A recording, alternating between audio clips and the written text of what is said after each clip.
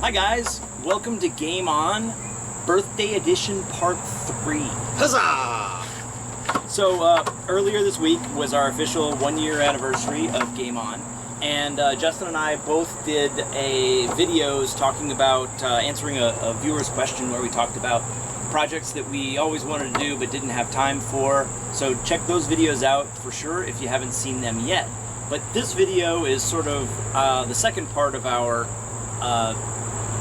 kind of birthday celebration, where we want to look back a little bit on what we've done over this past year and look forward to what we're going to do in year 2 and just sort of take the pulse of the hobby and our part in it. And yeah, so here we are. It's a little informal today. We're sitting outside. We're socially distant. But yeah, we didn't want to put this off. We wanted to talk to you guys, and first of all, I know Justin and I just talked about this. Justin, you want to say thanks? Yes. Thank you, because this has given me the opportunity to meet a lot of cool people. It's given me the opportunity to meet more people out there than just being focused to our game group at game stores. We get to meet people from all over the world who get to comment on our channel and send us Instagram stuff and Twitter followers and all you guys. And ask us questions. Questions are awesome. They increasingly are a part of what we're doing with the videos, is responding to feedback from you guys. And I want to echo what Justin's saying about being so thankful, and I can't stress enough how helpful and interesting that is for us to have you guys give us the feedback and ask us questions and throw us ideas that steer us in directions in terms of doing the show. Yeah. So that's awesome, and please keep it up, and please, tell everybody to barrage us with questions if you want to, because it's awesome. We love every single one of them. We're definitely here for that, and if this year has been very fun and wild ride. Yeah, when we started this, we really had no idea what it would become or could become and may still become, because obviously we're as much as we've grown and learned and expanded things, we still have much more to do and many more directions to explore. But yeah, looking back on it, it's been absolutely fantastic and totally not what we would have expected. No, we couldn't have planned for any of this. And one of the interesting things is that this is starting to become a little bit bigger than just us. And what I mean by that is, with all of this, we have been contacted by different publishers, by different people, talking to us about their games, about what they want to come out or what they've already put out.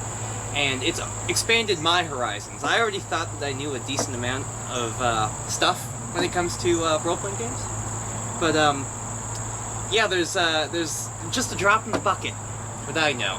So it's yeah. I mean, our horizons are getting expanded all the time, which is fun and exciting for us. But it also sort of speaks to the industry.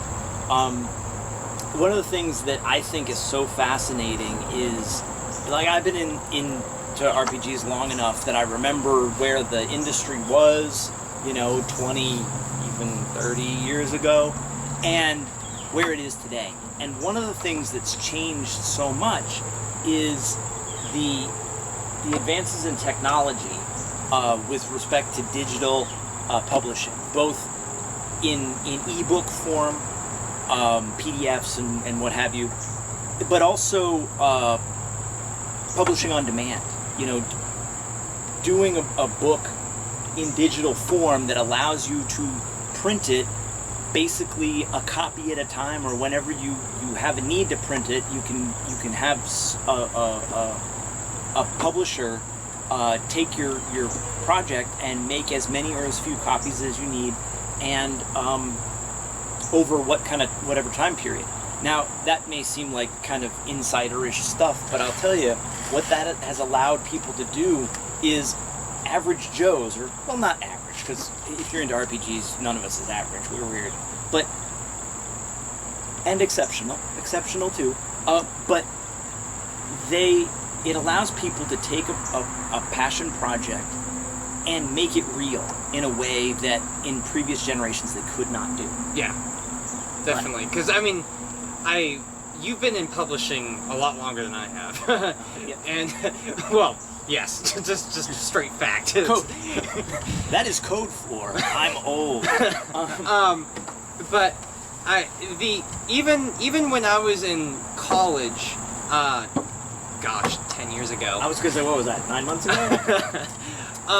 Just the idea of getting something printed and bounded was just like something that was almost like far-reaching and far away. Yeah, but now you had to be a professional in order to do that. But now what's cool is that things like DM's Guild and Drive-Thru-RPG, you don't have to put a whole Free lot plug. of investment. Yes. You don't have to put a lot of investment into getting stuff like that. So starting capital is a lot easier, and we get to explore awesome new authors like Phil Beckwith, who's one of my favorites.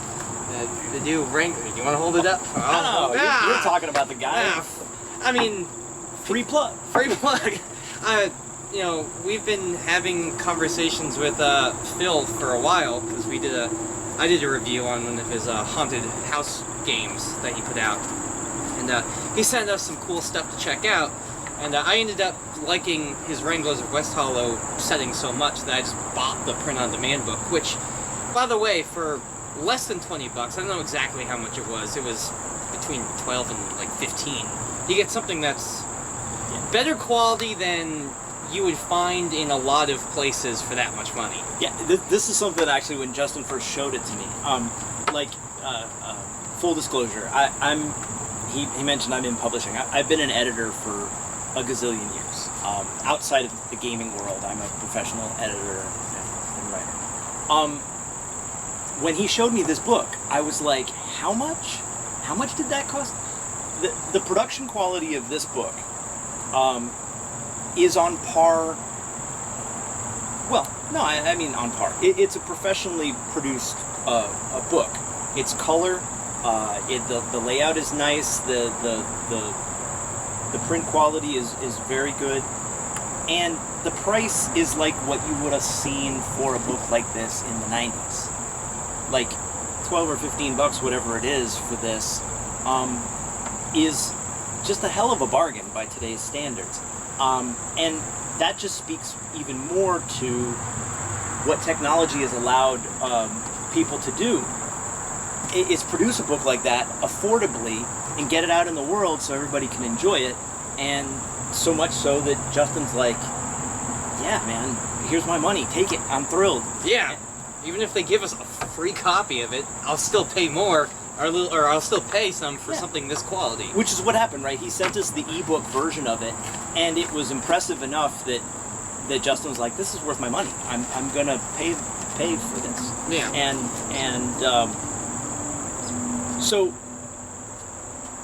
I guess the reason that I bring this up, and the reason that Justin and I were talking about this, is you can do it too, right? Like, the technology is now out there, and we know enough about the industry that we want to assure you that if you have a great idea for a game, it doesn't have to stay a great idea.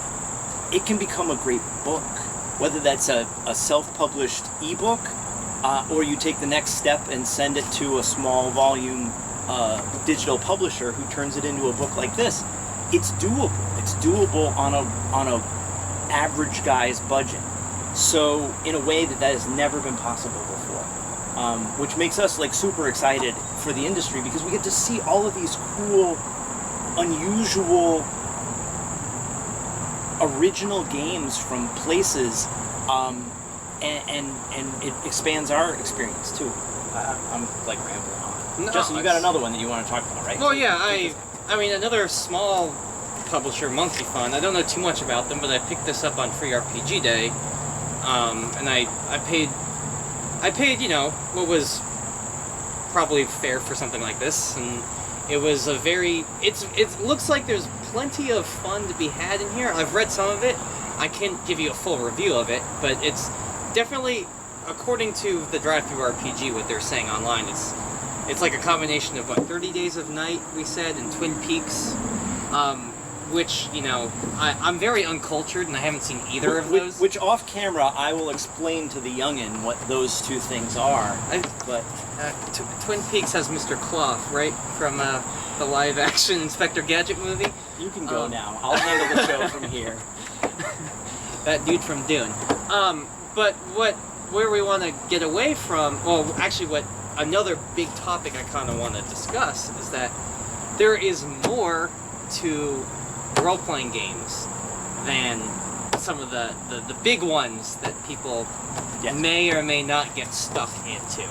Yeah. Well, okay. Oh, sorry. Yeah. No. I'm not stepping. I'm encouraging you, not trying to take over. No, Okay, so I've already been silly today. So let me tell you my stupid analogy. You're new to RPGs, and you find D&D because that seems like the big one. It's the gateway drug. But that's all that you really get stuck in playing. Some people, yeah. Yes.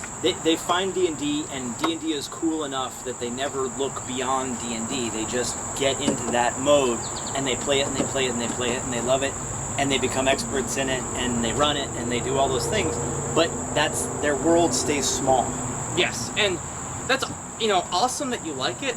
It's equivalent to the newbie doing incline, decline, bench, and tech flies for 3 sets of 10 for 3 years, and not realizing. I'm sorry, I nodded off there. What the hell are you talking about? There's more chest exercises than just those 3. Chest exercises. So that's where like I'm getting comparing beer it out to. of a cooler. Chest Exactly. exercises? No, that's brachioradialis. But the point I'm trying to make is that awesome that you're flexing your RPG love and you're playing D&D, but the idea that they're expanding your horizons is really where I'm trying to get from this. D&D is a great start, but it's only a start. There's so much more out in the world, and there's more now than there's ever been because of all the technology that allows for these small volume publishers. So one of the things that I know Justin and I are passionate about is bringing those small volume and sort of lesser known games out into the light a little bit more. And look, we're going to push the big stuff too, because the big stuff is awesome. Yeah, of course. I mean, we got some of the big stuff right here. But and don't get me wrong, I don't want you to think that you can't play D&D. That's not what we're saying. But what we're also trying to say is, even if you branch out into something, even some of the big stuff, even if you've played D&D all your life and you want to try Call of Cthulhu, yeah, it's a bigger game, but it's something different. It'll give you a different experience than just the I'm playing a cleric and killing zombies kind of thing. Let's reiterate, we are not telling people not to play D&D, No. because if we did, the Assassin's Guild would come for us. No, D&D is still a huge, probably the biggest part of the RPG world for a lot of people. I mean, that's how I met you. Yes. D&D. For sure. So, and we still play, and we still enjoy it, and we still encourage other people to play it. But we also say, look, you can have steak for dinner every night of the week. Steak's great, but maybe you like Mexican, maybe you like Chinese, maybe you like other things too. So mix it up and have some of the other stuff, because it's all delicious. exactly. And it's fun for us to bring it to you and show it to you. And it's even more fun when you guys tell us about something. Whether it's because you found a book or a game and you share it with us and ask us a question about it, or throw us a suggestion. Or, better yet, maybe you wrote one or are in the process of writing one. And you want to share that with us and say, hey, look what I came up with. I have this idea. And this is how much work I've put into it so far. And maybe we can help you take that next step, you know? We're excited by the little guys, you know? We're excited for all the, sorry, little guys maybe not, the indie people. We're excited for all those games because there's like A Town Called Malice, again, I don't know, I've read it a little bit, but just by looking at it, this was more intriguing to me than I've been intrigued by RPGs in a long time. Because it's something different, you know? It's set in a cool location, it's set with like cool parameters, and you get to play like a detective, and yeah, sure, you get to do that in some other games, but it's a different take that we haven't seen for a while. Justin finds a genre that I've been obsessed with forever. No, but he's absolutely right. This is a cool concept for a game. And when he showed it to me, and he showed it to me maybe 20 minutes before we started filming today, like that's how new a thing this is to what we're talking about. And he had it, and he brought it to the table today for the first time. And I'm already jazzed about it. I'm like, oh, I want to play this. I want him to like dig into it and get it going. So I guess add a 6th aspirational game that Justin needs to run when he has time from his video earlier this week. Exactly. Because this one's awesome. So yeah, and I guess that speaks to kind of the direction, one of many directions that we're going to take the show in year 2. Yeah. Is really trying to continuously promote new, interesting, lesser known things and help them get more exposure and talk about them with you guys and get them out there into the world, because it would be great to take some of these quote unquote little guys and help them grow, help them become bigger and more successful, in as much as our little show can help that. I'm not trying to overemphasize our importance, but like we love this industry enough that we want to help water it and, well, we're talking, so fertilize it and help it grow, because it's all fun, and it's going to be better if more people are more successful. Yeah. So We got an exciting year 2 coming up, so I don't want to give too much away, but our Tulsarian sent us some cool stuff, and we got some other cool stuff from some other indie publishers that we want to look at. So, but I do want to say, if you have anything that you want us to look at, please let us know. yeah, as enthusiasts or as in a more professional capacity, both of those things are interchangeable for us. Yeah. And we are happy to give you feedback, and we're happy to maybe get you some exposure, and we're happy to maybe get you connections with people that we know that might help you be able to take it to the next step. We're here for you. No, but seriously, that would be fantastic. Yes. Stuff like that. And we'll keep digging it up and finding it in the places that we know of, and sharing it when people send it in to us, so you can see what we are discovering as we do. And I do want to say one last thing. If there's anything that we've shown that you have any interest in, we'll have a link down in the description. If you use our link to look this stuff up, you'll actually support us a little bit, which is really nice. But you'll also be supporting them. Is that the Drive-Thru RPG link? Drive-Thru RPG and DM's Guild. Awesome. So, whether it's Dungeons & Dragons or anything indie, if you want to support us, you can just use our links in the description.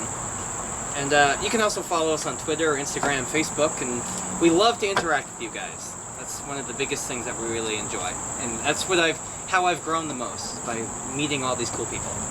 Yeah, before the show, Justin was a complete shut-in. It was a sad situation, and now he actually talks to strangers. Yeah. No, I'm not going to go with where I was going to go there. But do you have anything else that you want to? I got a million other things to talk about, but we should probably stop. Yeah. We've said the main thing that we came to say this time, which is thank you. Yeah. And keep asking us questions and challenging us and giving us ideas and critiques and so forth. And if you have material, either your own or just stuff that you've discovered, don't keep it a secret. Let us know about it. Talk to us, and we'll talk about it in front of the camera here and share it with the world, at least as much of the world as takes their time to watch us sit at a picnic table. Yeah. But yeah, no, it's awesome. We're really excited. So thanks for the great year. Here's to another great year 2. And as always, game on. Game on, guys. Thank you very much.